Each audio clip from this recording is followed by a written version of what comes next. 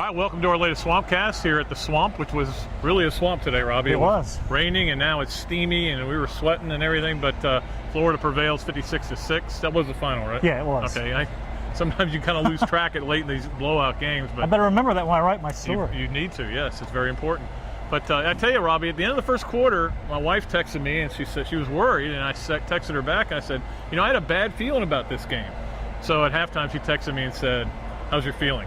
Gone yeah. then, yeah. Like the rain left eventually too. The rain left, and Florida's second quarter, the way they responded to it was amazing. 292 yards in that quarter. Yeah, Tebow got it going. He started running the ball, Pat, and that lifted his game. That lifted the whole offense's game.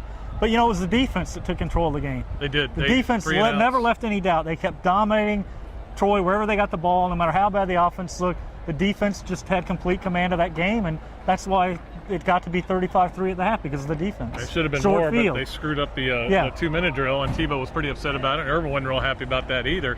But for the most part, everything went. And I thought Tebow's response was pretty good. He said, look, I'm glad that happened in the first quarter. It's pouring. He's fumbled. Moody's fumbled. The Gators are momentum's completely gone. Yeah, they're in a game, and he was glad to see that happen. So it worked out really well. I tell you, the thing I leave, now we all know Tebow's pretty good. Yeah. We figured that out over 4 years. But the thing I'll remember from this game is how hard those running backs ran today. Oh, it's breaking tackles and everything. But you give Rainey or Demps a little crease and just hold your breath, because I love watching Rainey run. When he hits these little alleyways and he cuts back, he's just a joy to watch, really. He's actually got more moves than I think Demps. Demps has got the pure speed. Yeah. They both ran hard today, and it was they got everything done they wanted to. No serious injuries. Deontay Thompson with a little pulled hammy. I think he's going to be all right. Pouncey with a little ankle. He'll be supposed fine. To be all right. And so let's go right to it, Robbie. It's Tennessee week as of what? 4 right o'clock now. Today. Yeah, and to me, Pat, it was the perfect build-up to Tennessee.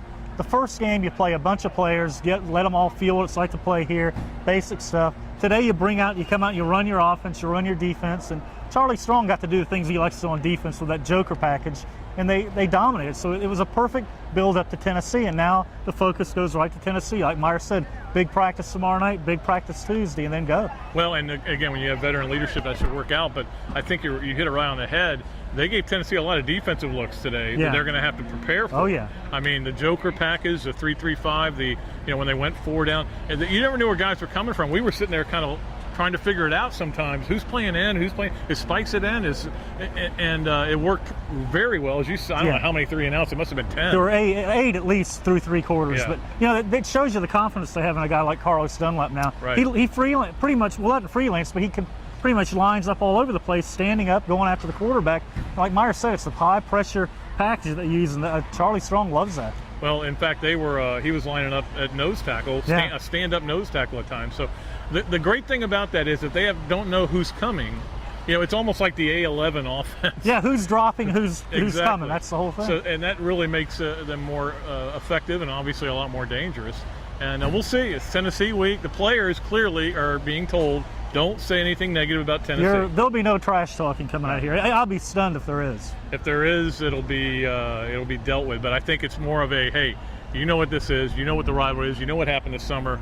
Let's go out there and get ready for a rival. Yeah. And if it was Tennessee or FSU or anybody else, I think that's kind of the mentality. I think Meyer diffused the Kiffin stuff today, saying it's never about me. It's never about the coach here. It's about the players. It's the Florida players playing against Tennessee. That's what the whole focus is going to be. It's not Kiffin versus Meyer. Meyer trying to, get back at Kiffin for the things he said during the summer. Right. Well, it's going to be the focus of us. And that's what the media does. The media boys are going to get involved in it, but I don't think, I'm with you. I think they're not worried about that. They're out there to try to win an SEC game, their first SEC game against an SEC East team on the way to Atlanta. That's their goal. They're much bigger things than just getting back at Kiffin. It's this is a team that wants to go all the way to Pasadena, get to Atlanta first. It's not about Lane Kiffin. It's about Florida's football team and where they want to go.